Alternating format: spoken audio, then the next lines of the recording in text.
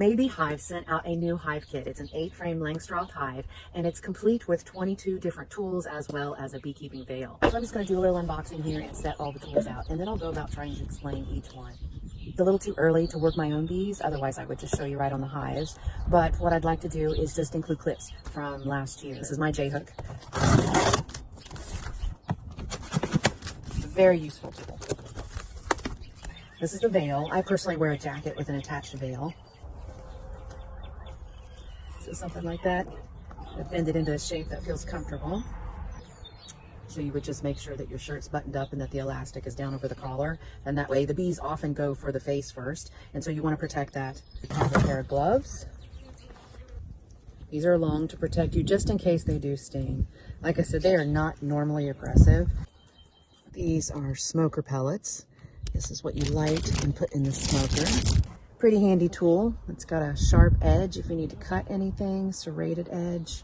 And then it's also very similar to the L tool. Pellet started. So it's got this little screen to put on the bottom legs, adjustable to get the smoker up off the ground to let it get air. So you just hold the lighter up to it. A piece of it to light there. Pretty easy. This is called the lid or the outer cover. So I usually just set it nearby. And this is the inner cover. Then you'll remove that. There is a lot of propolis in place. Sometimes you will have to use the J hook or the L hook, either one, as a wedge. Put it right in there and you may have to pop that open. Same thing with in between each of the boxes if you need to get into them. And so I just set the inner cover aside. But during the season, if you're inspecting the hive or if you're removing frames in order to collect honey, you need one of these tools. The J hook, the L hook, or you could even use the multifunctional tool. Use the grip along with the frame holder because it holds the frame out of the way while you're doing an inspection. Loosen it wherever you need to, in between each of the frames. You might have to use the J hook to get it started, but sometimes they're still stuck just a little bit. This is where you would use the grip, and you want to have a good hold on it because these can be very heavy if they have honey in them.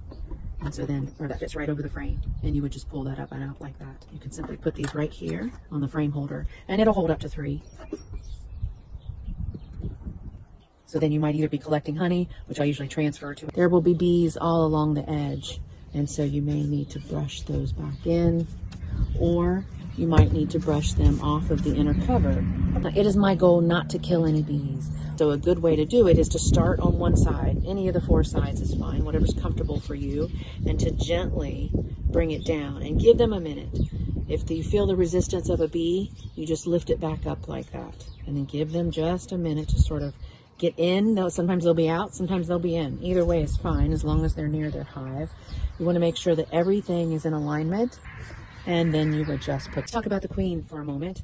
There are several instances where you may need to capture a queen. Sometimes you're introducing a new queen to a colony, and they often will kill her. You keep the queen in there, and you would simply put this in between 2 frames, and that lets her pheromones slowly spread through the hive so they can get used to her, and they won't kill her if you're introducing her.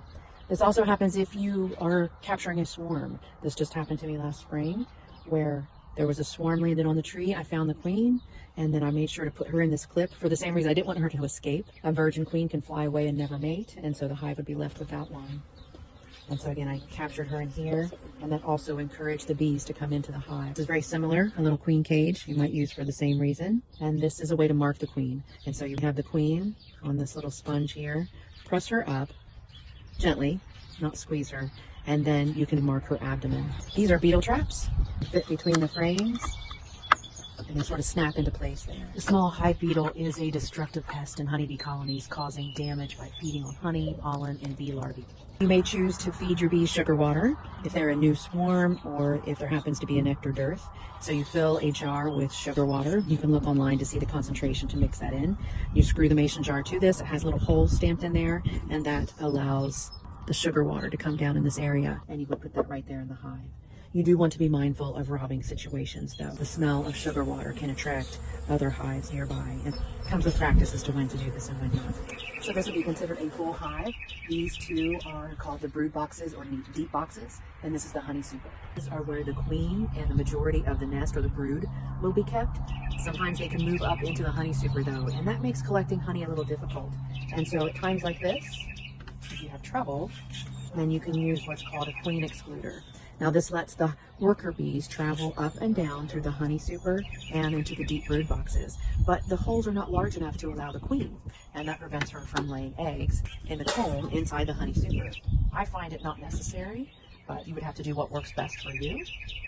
And so in the brood boxes, the frames are much larger.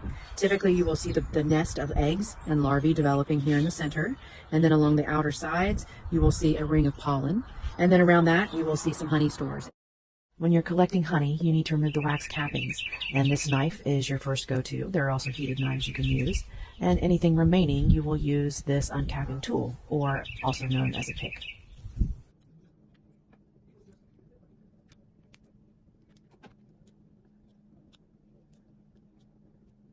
I hope you enjoyed this tutorial. If you're interested in acquiring a kit like this or other essential beekeeping supplies, simply head over to maybeehives.com.